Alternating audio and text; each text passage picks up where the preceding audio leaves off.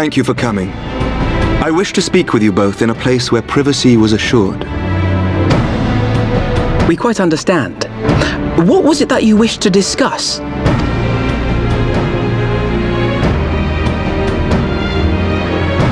With my father's passing, the seat of the Archbishop lies vacant. And so, in accordance with canon law, I have assumed his responsibilities. I should stress that this is a temporary measure.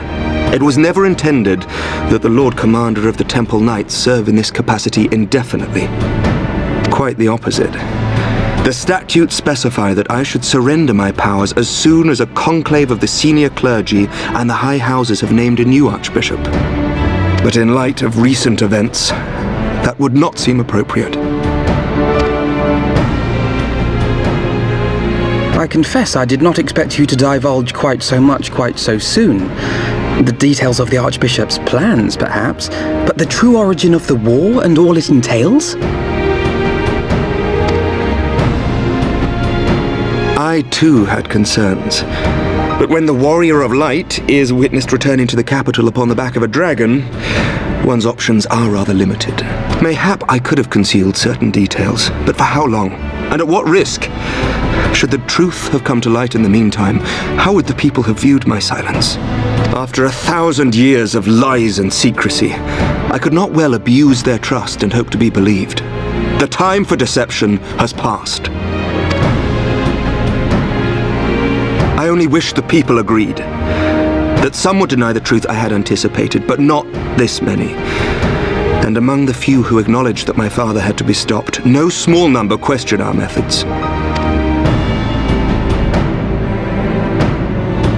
If they suspect a coup, it will not be long before some turn to violence. It has already begun, and that on both sides. Men and women of the cloth are being harassed in the streets. Some have even been assaulted in the Broom. Hilda and her people have formed a watch to help us maintain order. But such measures will not prevent the unrest from spreading. For all our talk of peace, the people remain frightened and confused. For their sake, we must bring the Dragonsong War to a definitive end. And we should be glad to help you, Sir Emmerich. But what precisely would you have us do?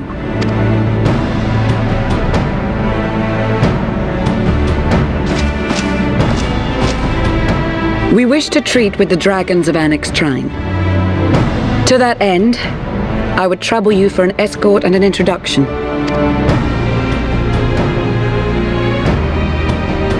Annex Trine? You would speak with Vidofnir, then? We must needs open a dialogue between our peoples. Acting as my representative, Lucia will extend an invitation to their leader, that she might visit us here in Ishgard. Were she still with us, I would of course have beseeched Isel's assistance in this matter. But as she is not, I must ask that you aid us in her stead. Will you do us this favor?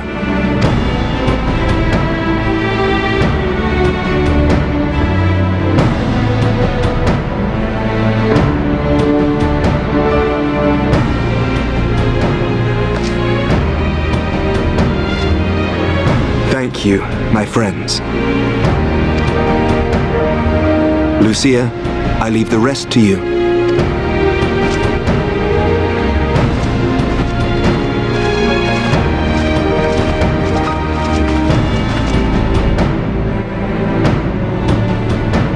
In the wake of the Archbishop's fall, the nation of Ishgard trembled, the faith of her people shaken to its very core.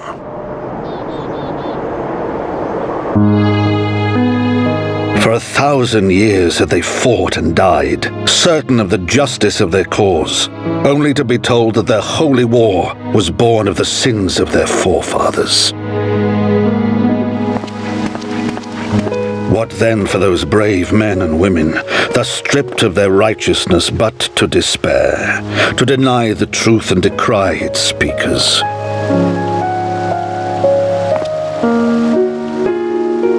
And what then for those whom they defamed but to hope on, to have faith in a brighter tomorrow?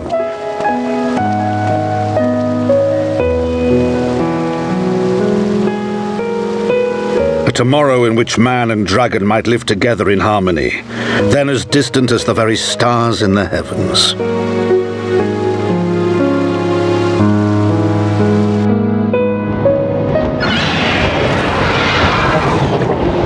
Yet while we dared to hope, deep within his lair the enemy lay, gathering his strength.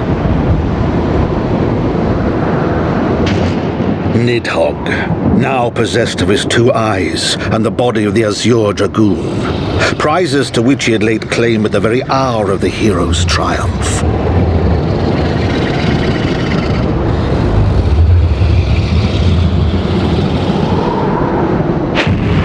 As desperately as we sought the solace of peace, the great worm craved the misery of war. Nor was he alone in his misbegotten desire.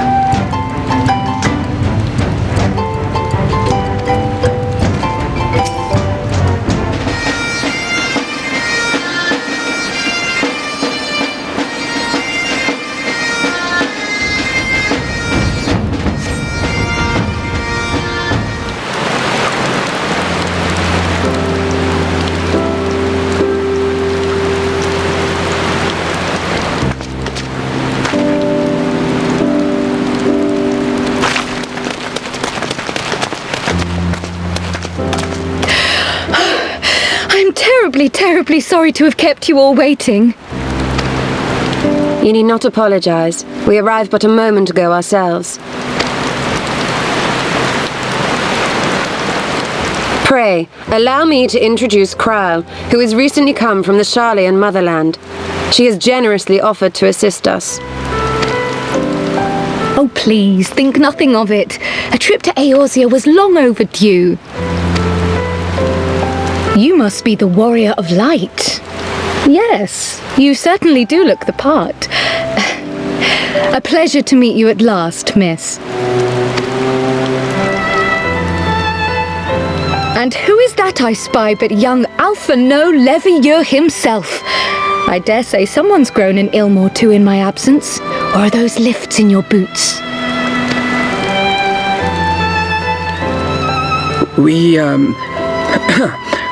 Miss Kryle and I met at the studium years ago. I shall forever be indebted to her for her sage guidance.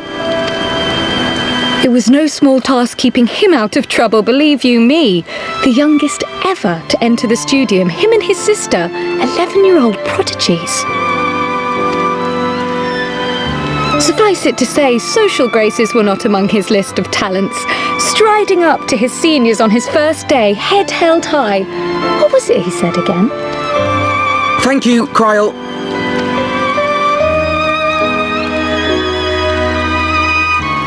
For what? I haven't finished yet. Would you care to attempt a more dexterous deflection? Mayhap we should save this delightful conversation for a more fitting occasion, when pressing matters do not demand our undivided attention. A bit much, but better. I can tell you have been putting your skills to use here in Eorzea. Henceforth, I trust you will dazzle me with your eloquence at the first time of asking.